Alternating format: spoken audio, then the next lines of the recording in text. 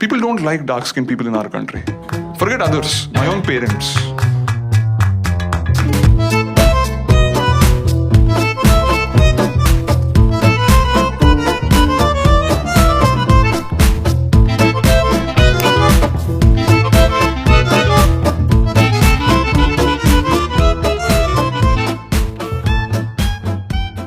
आपने पूरी ज़िंदगी में कभी ना कभी डिस्क्रिमिनेशन तो फेस ज़रूर किया होगा, हो सकता है आप ना किए हों, लेकिन कास्ट के बेसिस पे, जेंडर के बेसिस पे, रीजन के बेसिस पे, कई तरीके के जितने भी क्राइटेरिया उन पे किसी न किसी पे कभी ना कभी आपने फेस ज़रूर किया होगा।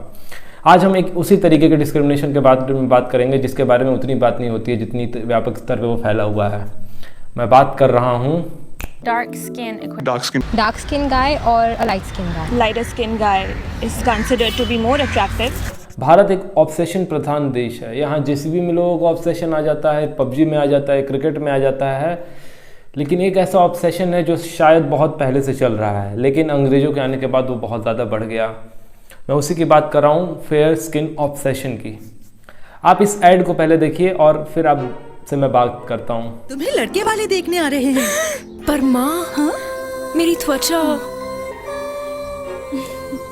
दीदी, इंस्टेंट फेयरनेस चाहिए तो ये लो।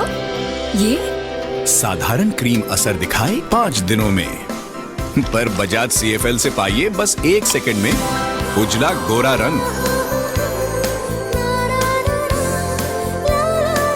बजाज CFL सब कुछ रोशन कर दे। कोई सेंस है इस बात की? आइए हम थोड़ा सा इसे और गहराई से जानते हैं और सबसे पहले ये जानते हैं कि ये कलर ऑब्सेशन वाला जो पूरा फिनोमिना है, इसकी शुरुआत कहाँ होती है भारत में। तो ऋषि भृगु के समय में ये देखने को मिलता है जब ब्राह्मण्स को फेयर स्किन के रूप में कैटेगराइज किया जाता वर्ण सिस्टम में, और शूद्र को ब्लैक या फिर डार्क स्किन, सांवला जिसे हम कहते हैं, उन्हें कैरेक्टराइज किया जाता था। लेकिन ये उतना भी बहुत ज़्यादा व्यापक स्तर पे नहीं था और सोसाइटी में इसका बहुत ज़्यादा इम्पैक्ट नहीं देखने को मिलता था। मुगल पीरियड तक सीधे हम आते हैं, यहाँ पे भी जो रूलिंग क्लास था वो उसको, या फिर जितने भी आप किंग देखेंगे वो सारे फेयर स्किन वाले थे और फेयर स्किन को एक सुपीरियरिटी के साथ जोड़ दिया गया। लेकिन ये बात तब ज़्यादा बढ़ती है जब यूरोपियंस यहाँ पे आते हैं, पोर्टुगीज, फ्रेंच और फिर आते हैं ब्रिटिशर्स, जिन्होंने बिल्कुल डिवाइड कर दिया रिलीजन के बेसिस पे, कलर के बेसिस पे। ये पियर्स साबुन का ऐड है जिसमें दिखाया जा रहा है कि कैसे एक ब्लैक लड़के को सफ़ेद किया जा रहा है नहला के, और सुपीरियरिटी के साथ सीधे सीधे जोड़ा जा रहा है फेयरनेस को।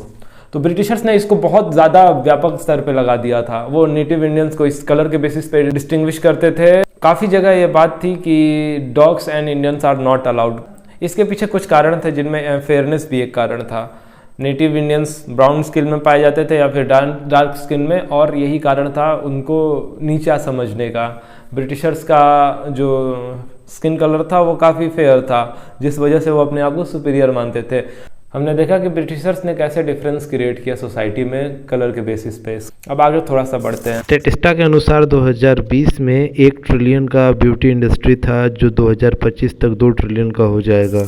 आप जब भी फेयरनेस ऐड देखेंगे तो आप पाएंगे कि डार्क स्किन कलर लोगों को हीनता के साथ दिखाया जाता है और जो इनका फेयर स्किन है उनको बहुत सुपीरियरिटी के साथ दिखाया जाता है, और इसमें बताया जाएगा कि गोरा होना कितना ज़्यादा अच्छा है, कॉन्फिडेंस बहुत ज़्यादा आएगा, आप करियर में आगे बढ़ पाओगे, शादी अच्छी हो पाएगी, और वही सब खिसे पिटे कार्य जो स्किन के बेसिस पे ही अच्छे हो जाएं। और ऐसे एड्स भारत में काफ़ी कॉमन है। मैं कुछ दिखाता हूँ आपको, आप देखिए तब तक ये ऐड। सुधा, ये तेरे चेहरे को क्या हुआ? हाँ? तुम्हें चाहिए 9X।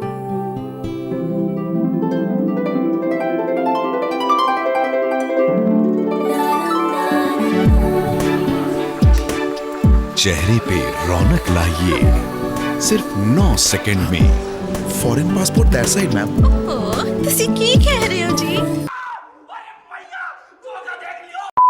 और ऐसे एड्स का समाज में बहुत ज़्यादा असर दिखता है। कई लोग अपने आप को छोटा समझने लगते हैं, जिनका स्किन उतना फेयर नहीं है, वो अपने आप को कमज़ोर समझेंगे और फिर पाएंगे कि वो शायद फिट नहीं हो पाते हैं सोसाइटी में, और फिट होने के लिए आपको फेयर स्किन आपके पास होना ज़रूरी है।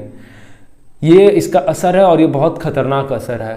अब मीडिया के रोल के बारे में थोड़ा सा बात करते हैं। मीडिया में मैं बात कर रहा हूँ बॉलीवुड और भोजपुरी, हिंदी, जितने भी टूडवुड हैं, सबको लेके। आपको मैं एक गाना दिखाना चाह रहा हूँ, मैं म्यूजिक इस गाने में नहीं दूंगा, लेकिन आप ये देखिए। हाँ का कहियो दीदी जे तोर दुल्हा हो ना एकदम करिया भूत कुछ कुछ आओ ये की कहोगे। हाँ दीदी हम सही कह रही हो दीदी। इसमें दिखाया जा रहा है कि कैसे एक लड़की परेशान है क्योंकि उसका दूल्हा सांवला है, और किस तरीके से पोर्ट्रे किया गया, कितने खतरनाक ढंग से इस लड़के को इस वीडियो में आप देखिए। और इससे पता चलता है कि जो पिछड़े इलाके हैं और जहाँ पे इस तरीके का बुलिंग होता है, वहाँ पे आप देख सकते हैं कितना खतरनाक ढंग से लोगों के ऊपर टॉर्चर किया जाता होगा और मेंटल स्टेटस और सिचुएशन उनका क्या रहता होगा।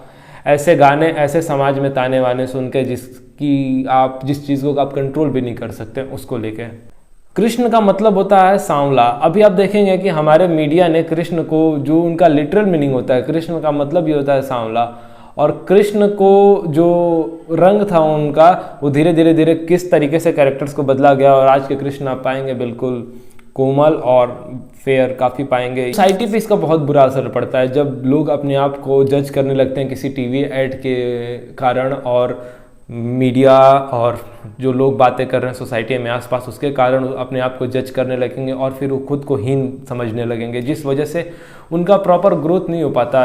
ये उनके लाइफ में एक हैप्पीनेस को और डिप्रेशन को भी प्रभावित करता है। डिप्रेशन आएगा, ऑब्वियस सी बात है, जब आप किसी को उसके किसी एक चीज़ के कारण बुली करेंगे जिस पे उसका कोई कंट्रोल नहीं है।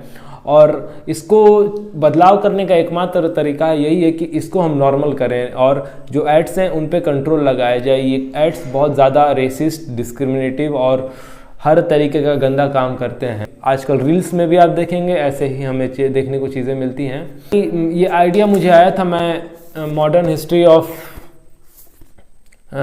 Of modern India Ishita Banerjee Dubey का काफ़ी हेल्प लिया इस बुक का। इशिता बनर्जी दुबे बहुत अच्छी बुक है, और भी ऐसे इन्फॉर्मेटिव वीडियोस आते रहेंगे। आप सब्सक्राइब करें हमारे चैनल को, शेयर करें, लाइक करें, कमेंट करें, ताकि ज़्यादा से ज़्यादा लोगों तक पहुंच पाएँ।